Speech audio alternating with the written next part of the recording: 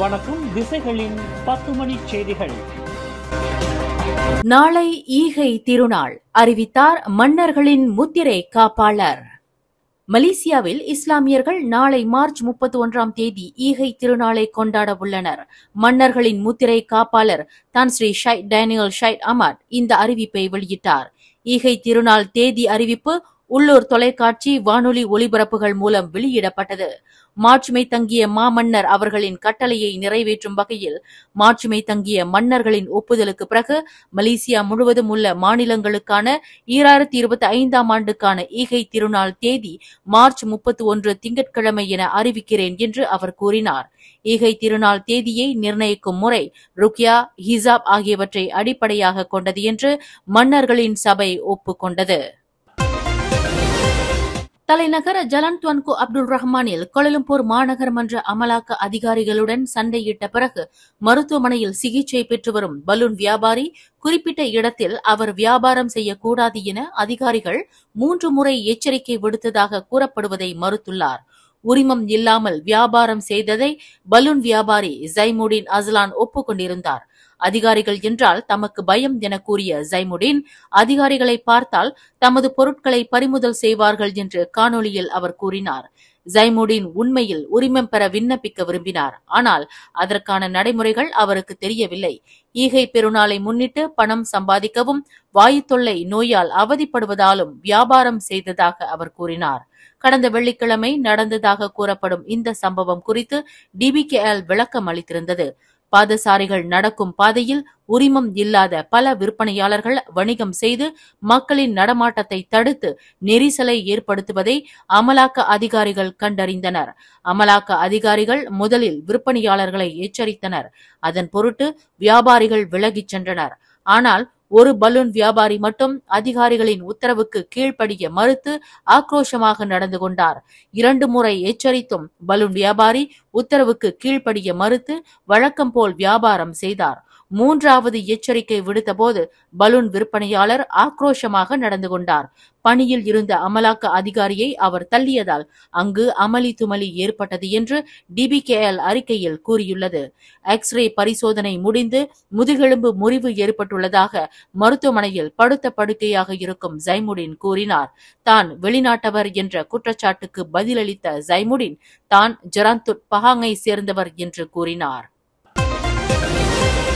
நாளை மலேசியாவில் இஸ்லாமியர்கள் கொண்டாடவிருக்கும் ஈகை திருநாளையொட்டி கராமா இன்சானியா கருத்தின்படி சக மனிதர்களின் கண்ணியத்தை உயர்த்துவதன் முக்கியத்துவத்தை தொடர்ந்து வலியுறுத்த வேண்டும் என்று பிரதமர் டாக்டர் ஸ்ரீ அன்வார் இப்ராஹிம் நாட்டு மக்களுக்கு நினைவூட்டினார். சுதந்திரமான உன்னதமான மனிதர்களான மக்கள் நாட்டின் ஒற்றுமையையும் அமைதியையும் உறுதிப்படுத்த பரஸ்பர மரியாதை, கருணை, அன்பு ஆகியவற்றின் மூலம் இனங்களுக்கிடையேயும் பிற மதங்களை சேர்ந்தவர்களுடனும் உறவுகளை உருவாக்க வேண்டும் என்று பிரதமர் கூறினார். இந்த ஆண்டு ஈகை திருநாள் தகுதியான, ஒழுக்கமான, நேர்மையான மனிதர்களாக நம் கண்ணியத்தை உயர்த்தும் முயற்சியில் இதேபோன்ற விழிப்புணர்வுடன் கொண்டாடப்பட வேண்டும் என்று அவர் கூறினார். ரமலான் மாதத்தில் அமைச்சுகளும் மாநிலங்களும் ஏற்பாடு செய்த புரோகிராம் ரமடான் நிகழ்ச்சிகளில் கலந்து கொண்டதாகவும் மக்களின் குறைகளை கேட்டதாகவும் அன்வர் கூறினார். அந்த நிகழ்ச்சிகளில் கூட்டரசு, மாநில, ஊராட்சி மன்றங்கள் தொடர்ந்து பொருளாதார வளர்ச்சியை உருவாக்கும் திறனையும் முறைகளையும் அவர் நேரடியாக கண்டதாக தமது ஈகை திருநாள் வாழ்த்துச் செய்தியில் குறிப்பிட்டார். சபா மாநில அரசாங்கத்தின் செலவினங்கள் குறித்து வரிசான் கட்சி தலைவர்கள் எழுப்பிய கேள்விகள் மாநில அரண்மனைக்கு எதிரான தாக்குதல் அல்ல என்று வரிசான் கட்சி தலைவர் டாக்டர் ஸ்ரீ மொஹம்மது ஷஃபி அப்டால் வலியுறுத்தினார். மாறாக மக்களின் பணம் புத்திசாலித்தனமாக பயன்படுத்தப்படுவதை உறுதி செய்வதற்காகவே இந்த கேள்விகள் எழுப்பப்பட்டன என்று சபா முன்னாள் முதலமைச்சருமான ஷஃபி கூறினார். வாரிசான் கட்சி தலைவர்கள் மாநில அரண்மனையை அரசியலில் இழுத்து வருவதாக சபா முதல்வர் டாக்டர் ஸ்ரீ அஜி நோர் குற்றம் சாட்டியதற்கு ஷஃபி இவ்வாறு பதிலளித்தார். வாரிசான் கட்சி தலைவர்கள் அரண்மனையை அவமதிக்கவில்லை என்றும் சபா மக்கள் வாழ்க்கை சிரமங்களை எதிர்கொள்ளும் நிலையில் ஒரு கொண்டாட்டத்திற்கு மக்களின் பணத்தை செலவிடுவது சரியா இல்லையா என்று கேள்வி எழுப்பியதாகவும் அவர் கூறினார்.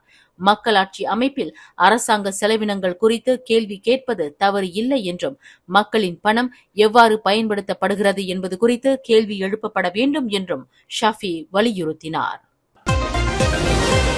உரிமம் பெற்ற வணிகர்கள் உட்பட அனைத்து தரப்பினருக்கும் ஒழுங்குமுறையையும் நீதியையும் உறுதிப்படுத்த சட்ட அமலாக்கம் முக்கியமானது என்பதை ஒப்புக்கொள்கிறது MCW எனப்படும் மலேசிய கரப்ஷன் வாட்ச் அமைப்பு.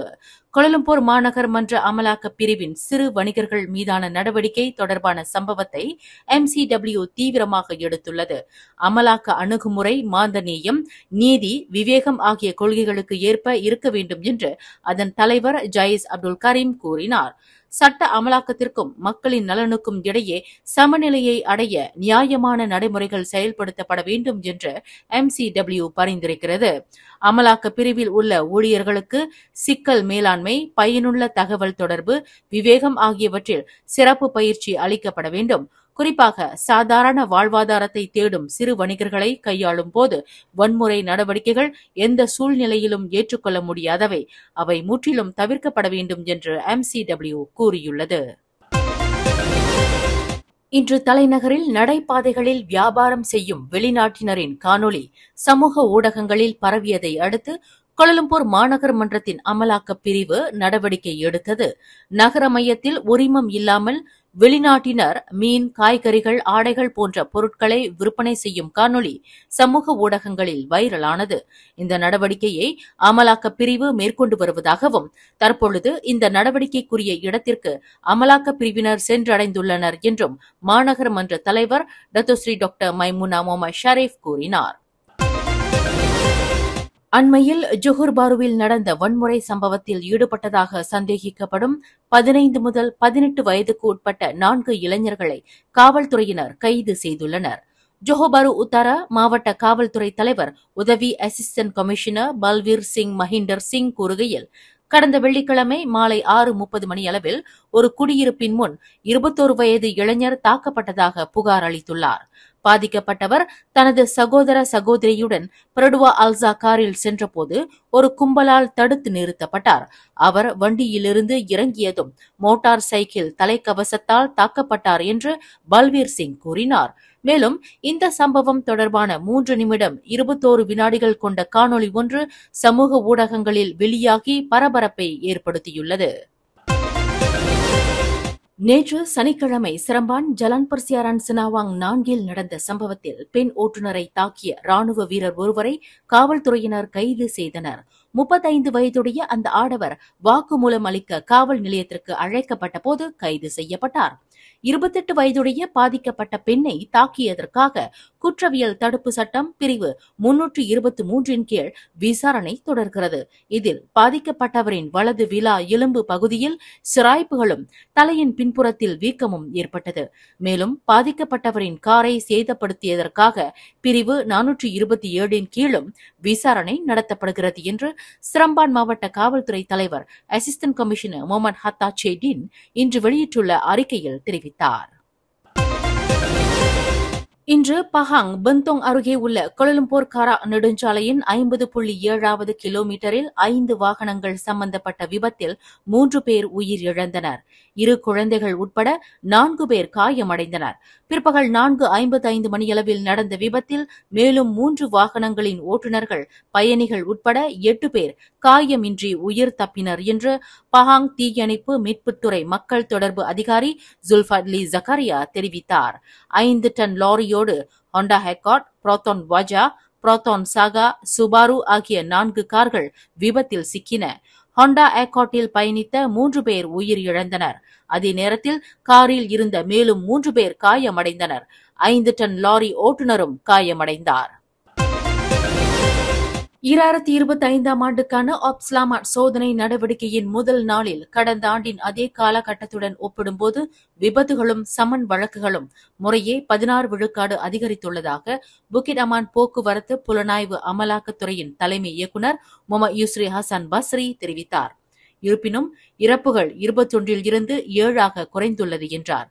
வட ஈப்போ சுங்கச்சாவடியில் செய்தியாளர்களிடம் பேசிய அவர், மொத்தம் 2040 விபத்துகள் பதிவாகியுள்ளதாகவும் இஃது 2024ஆம் ஆண்டில் பதிவான 1758 விபத்துகளை விட அதிகம் என்றும் குறிப்பிட்டார்.